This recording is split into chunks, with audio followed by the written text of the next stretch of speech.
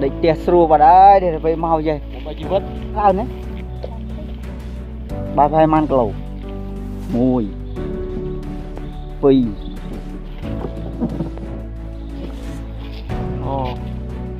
smara đấy ban pin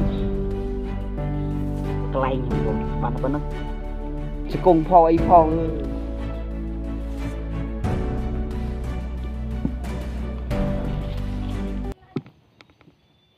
có rút chơi đi xu từ đó phục mai bong pôn này những vừa mà cầm gì tụ xa thì mấy ngày này cứ dùng những bạn làm mơ thì bắt sập bọng rồi mau đi tràn này rồi bị buồn cầm nè mình cặp đào được thằng nào mà anh đây hình mình đưa ra sập bọng này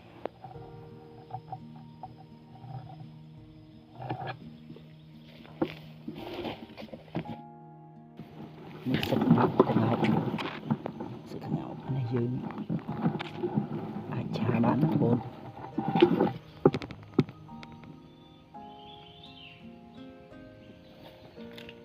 tên mùi phi bảy người nọ lưới thằng này nó mùi tiết buôn nè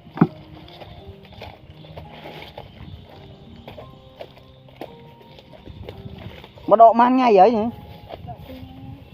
man sao nữa ba phai man cầu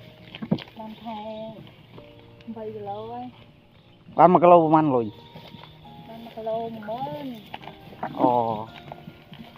lô mơ này mà ngay bay buôn cái lỗ bay buôn mơ thế này cho lùi tên nào thì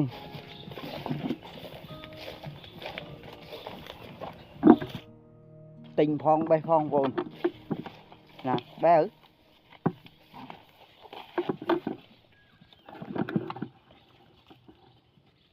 kìa hơi sạch bọng vồn được mình mới thiện mình chơi hay già chụp vào ta đi ngày nay do ta bay bún pram thong đấy ba này rồi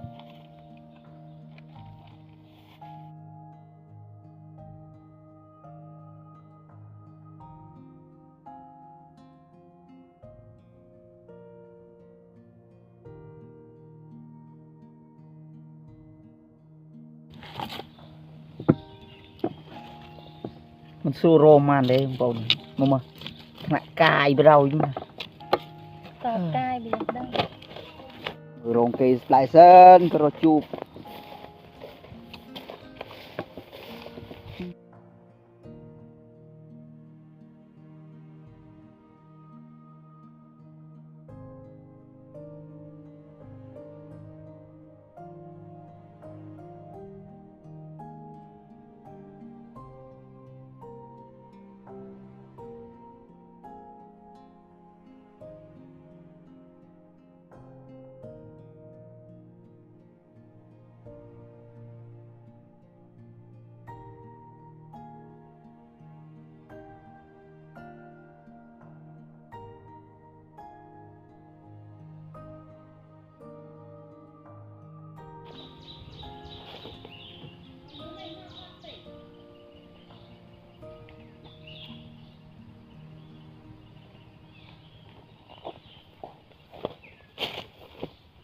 một cái lanh không vốn bán nó vẫn này khơi cây đè bảy crop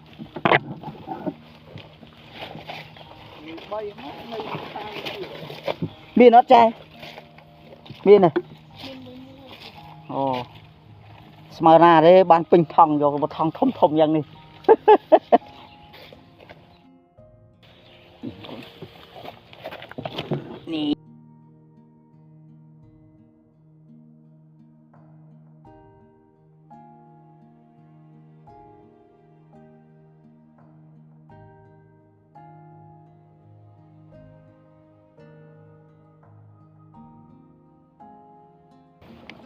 này rừng thông thông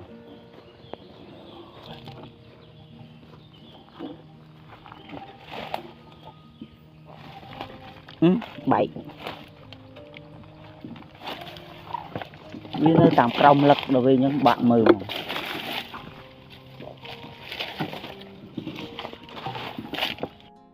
bà địch tia srua bà đấy để về mau vậy bà chỉ vứt ba nó không bà mà chụp gấu á dạ ồ bạn lùi chai vậy cho chai một chụp vứt cha rụng bọ đã quay hai lúc ngày nay ba nó 100 kg mà trời bán tầm ây da ngồi chiêng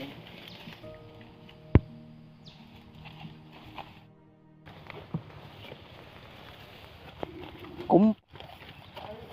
mờ rục mà khơi như nó ngoài tôi khơi cùi cho khơi nhà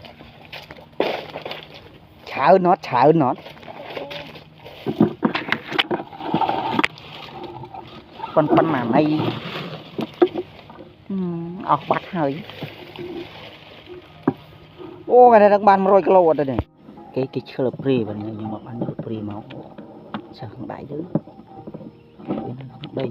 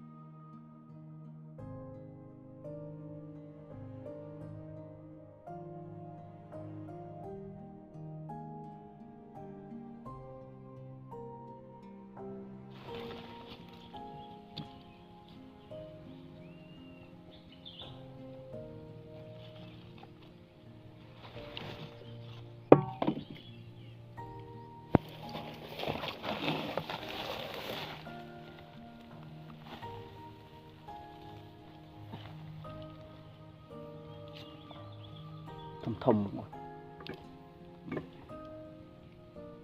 gì nó không chăng bạn rô đấy luôn thùng thêm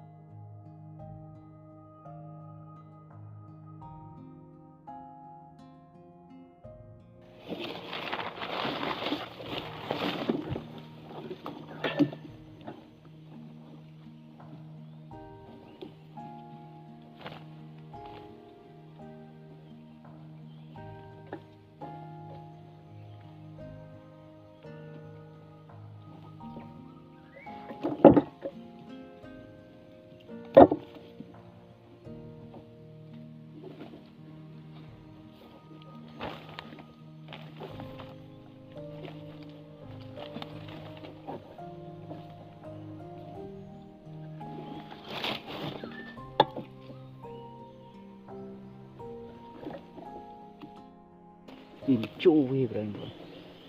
đỏ chờ hơi che lắm này không đây khla này là cô khla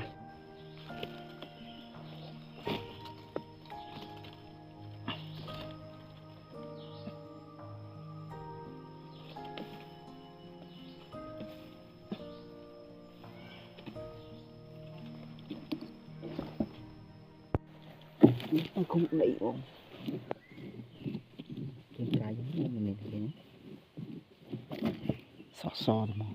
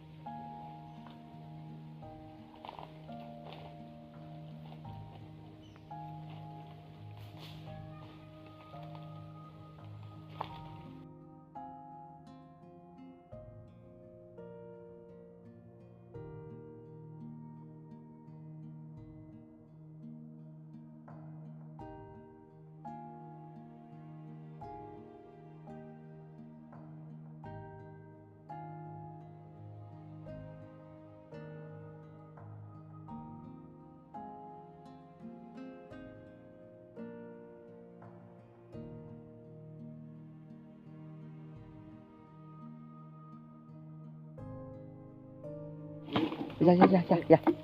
chạy tôi đặt thì nơi chết đấy này bạn đập lâu này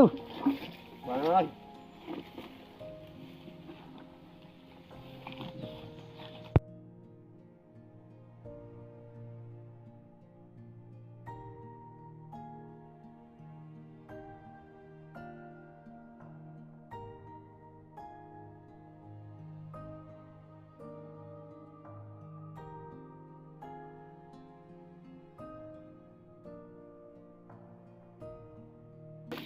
dạ nhập đầy nhập chừng ngày này đang vô mà rồi cái lâu nè Rồi lâu. Mấy cái đó ngay là mình bắt đầu đi full. cái cột rồi lơ cột cái này sẽ cùng phò ấy phò Bao nhiêu vất.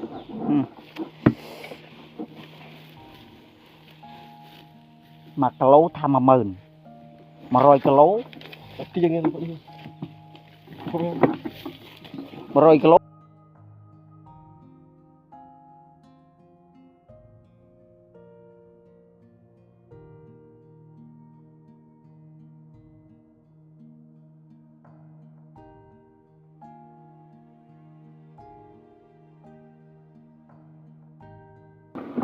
nhung rất hơi lên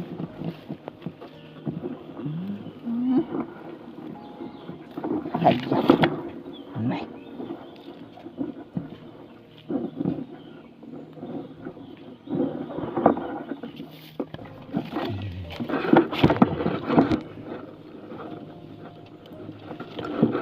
ủa cho là pri mà không mình pri nơi thong mình